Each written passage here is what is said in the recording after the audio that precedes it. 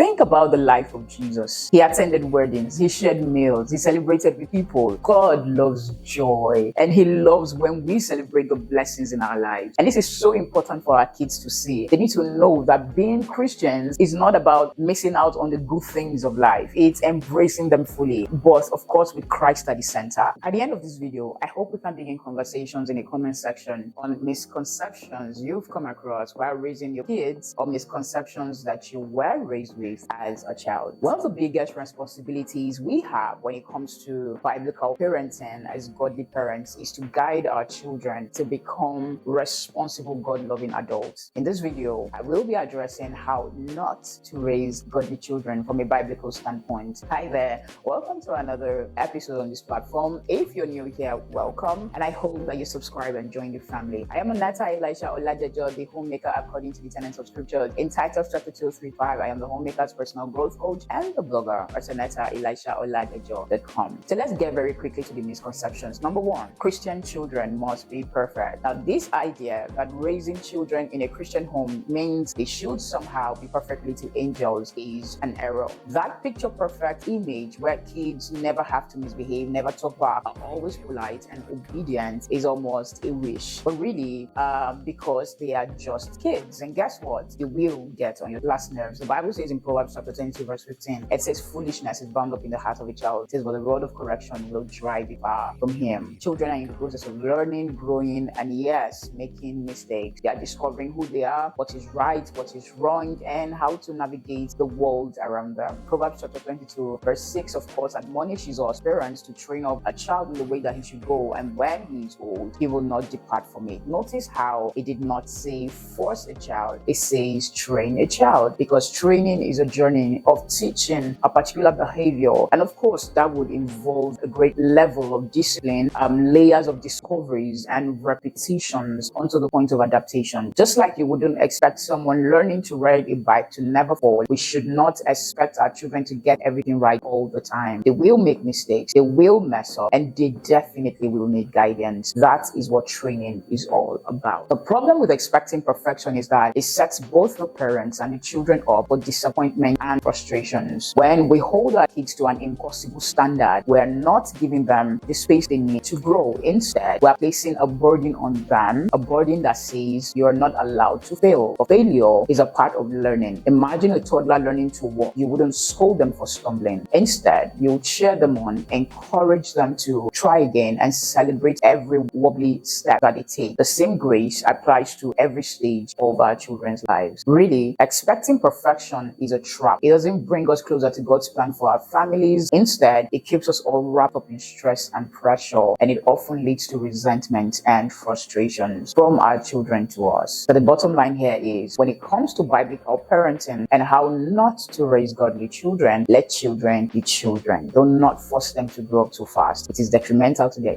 outcome as adults. Number two, strict rules ensure godly behavior. Again and again, you hear parents say, oh, I just lay down the laws and I just expect them to turn out right. You know, the idea that if you have enough rules, if you enforce them maybe strictly enough, and if you make sure that your kids follow them to the letter, then they will automatically grow up to be godly. But think about it this way. Have you ever tried to force someone to love you? If yes, well, how did that turn out for you? You cannot demand genuine love or faith through rules alone. Ephesians chapter 6:4 gives us a powerful insight, and it says, and you fathers, do not. It says, it commanded. It said, do not provoke your children to anger, but bring them up in the nurture and admonition of the Lord. Nurturing in this verse is such a rich, meaningful concept, and it goes way beyond definitely enforcing rules. To nurture means to care for. To nurture means to encourage growth. To nurture means to be patient and to guide lovingly. It means building a relationship that supports and strengthens the child's journey, not just dictating what they should or shouldn't do. Now, don't get me wrong. In biblical parenting, of course, rules are important, right? They're like the fence that helps a plant grow upright. But without the relationship and the nurturing part of our relationship with the children, the rules become rigid and suffocating. Learning how not to raise godly children, focusing on strict rules without a relational foundation, might make our children follow the rules out of fear or obligation, but their hearts would never truly be changed. They might comply for a little while or pretend to comply and turn a 180 to becoming completely rebellious. Rebellion confusion mostly happens when rules were never rooted in a genuine understanding of what or why they mattered. This is what the Bible warns us against when it says,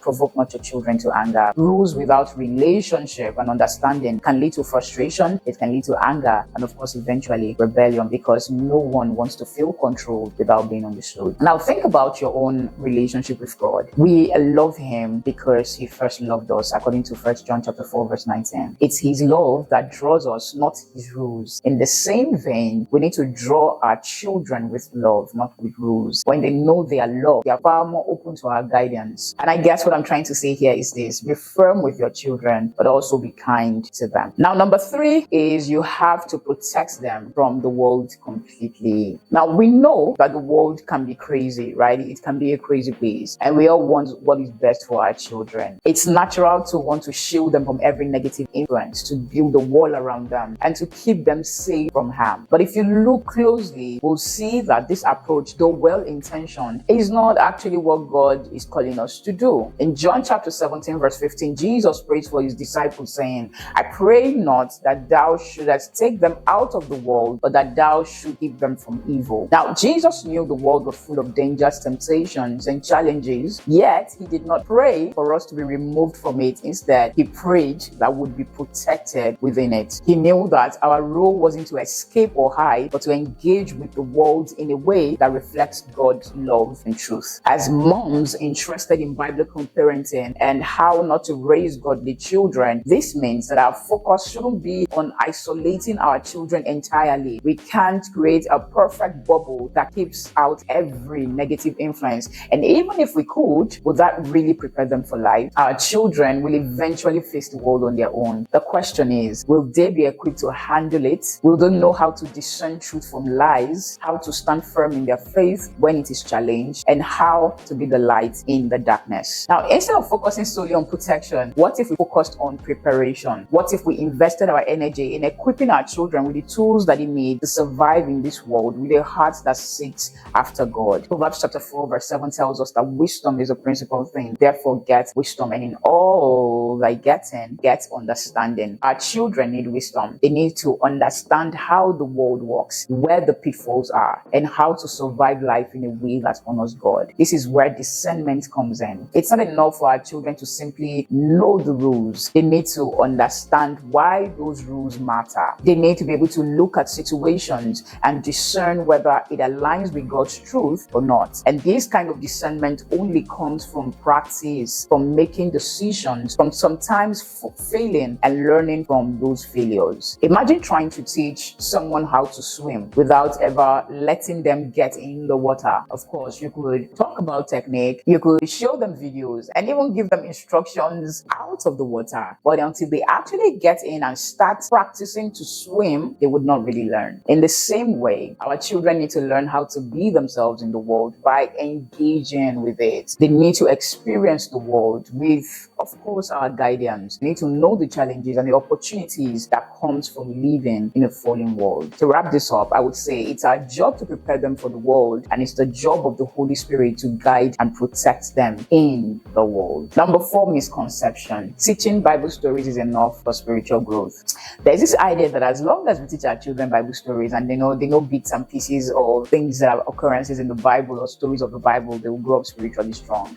Reading them Noah's Ark, stories like David's and Goliath and Daniel in the lion's den makes us assume that he gets it, and then they will be able to apply the lessons that come with that. As much as stories are great foundations, but they're only just the beginning. Children need more than just stories. They need to understand how those stories apply to their everyday life. Yes, Bible stories are seeds. They carry powerful truths. But if we want those seeds to grow into deep, thriving faith, we need to water them, nurture them, and attend to them regularly. Knowing about David's bravery is wonderful, but our kids need to learn how to be brave in their own lives, how to trust God when they're facing their own giants, whether that's a difficult test, a challenging friendship, or something that you're scared of. Deuteronomy 6 verse 6 to 7 tells us, and these words which I command thee this day shall be in your heart, and thou shalt teach them diligently unto thy children, and shalt talk of them when thou sittest in thy house, when thou walkest in the way, and when thou liest down, and when thou risest up. This means that we as parents are to graduate from telling mere Bible stories into actually showing deep truths comes from God's word. God's word should be woven into every part of our daily lives. Our children need to see the Bible in action. They need us to show them what it means to forgive when we're wronged, to pray when we are anxious, to love when it's hard, and to trust God when things don't go as planned. Now, when they see us living out our faith, when they hear us praying, not just at meal times, but during difficult situations and actually receiving answers for them, when they see us turn to God's word for comfort and guidance, they begin to understand that the word of God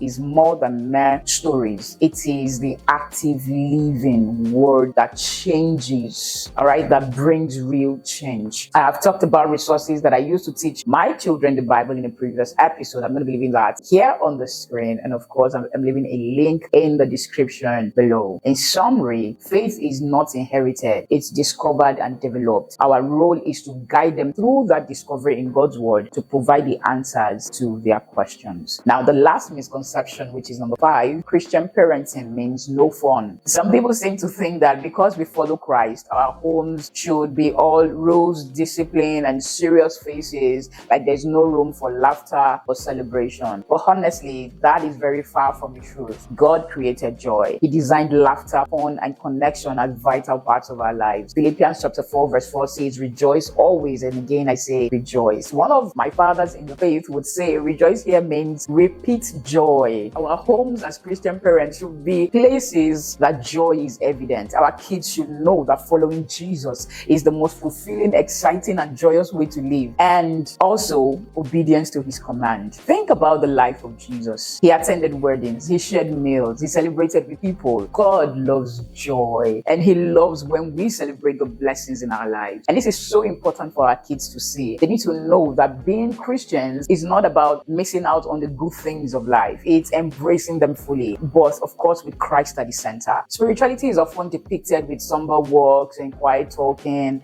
and barely interacting with people because you are to be in the spirit. But scripturally, being in the spirit actually evokes joy. Psalm 16 verse 11 talks about how in his presence there is fullness of joy. 1 Thessalonians 5:16 says, rejoice evermore. As those interested in biblical parenting and how not to raise godly children, we should be creating an environment in our homes that's rich with love, rich with laughter, rich with fun. It is in those joyful moments that our children experience the warmth of God's love in a tangible way. When we have movie nights and we have family game nights and, children are dancing in the kitchen or even just silly jokes at dinner table. We're showing them that joy is a gift from God. Now, this doesn't mean that we let go of boundaries or that we never take life seriously. Of course, life definitely has its serious moments of teachings, and disciplines. But if all our children see is the serious sides of Christ or Christianity, if they see faith as nothing more than just a set of rigid rules, then they are missing out on the full picture of what it means to walk with God. I will reiterate Psalm 16 verse 11 again. It says, thou will show me the path of life, because in thy presence there is fullness of joy, and at thy right hand there are pleasures forevermore. That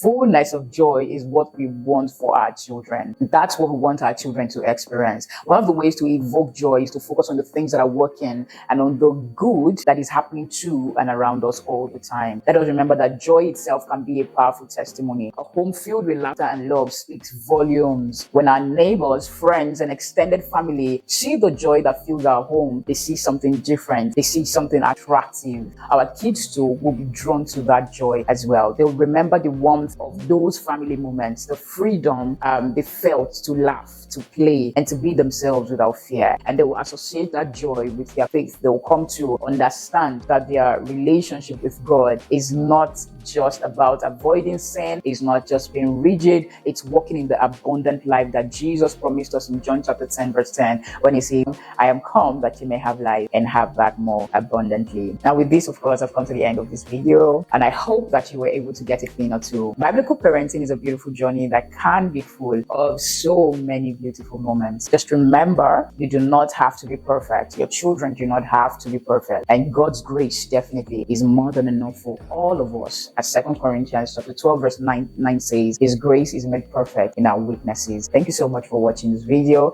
Thank you very much for staying until this point. If you're still to the end of this video on biblical parenting and how not to raise godly children, I would absolutely love to hear from you. Like I initially said, drop your thoughts in the comments below. Let us get the conversation going. If you found this video helpful, please remember to give it a big thumbs up, and also don't forget to subscribe and join the family. Share it with someone who might need some encouragement, and I'll see you on the next one. Until then, always remember to keep growing as you give your home and ascribe all glory back to God for your testimonies, both big and small. Until next time, Godspeed. Success, as we know it, is the compounded effect of the everyday steps we take towards a main goal. One of the things that gives peace and mental clarity while homemaking is putting the emptiness season clearly before our eyes. Taking baby steps at the moment while still on the journey of making and keeping the home towards that season is an important aspect of self-care most people overlook. It strengthens the intentionality that goes into making every moment you have right now count. My blog, Aneta, Elisha-Oladejo.com, helps young women navigate their homemaking season in view of the empty nest phase. From ebooks to short courses on time management for homemakers to parenting, finances, and building small businesses while at home, there is plenty to keep you learning and growing while you create the warm, loving space that your family needs to thrive. I am also a local SEO specialist dedicated to helping small businesses like yours stand out in your community. Whether you're a budding entrepreneur or a seasoned business owner, you can employ my services to amplify your online presence. With 7 years of experience in search engine optimization, I know the ins and the outs of getting your business noticed online. You can book a free consultation or free Google Business Profile Page audit on Aneta, Elisha-Oladejo.com to get started today.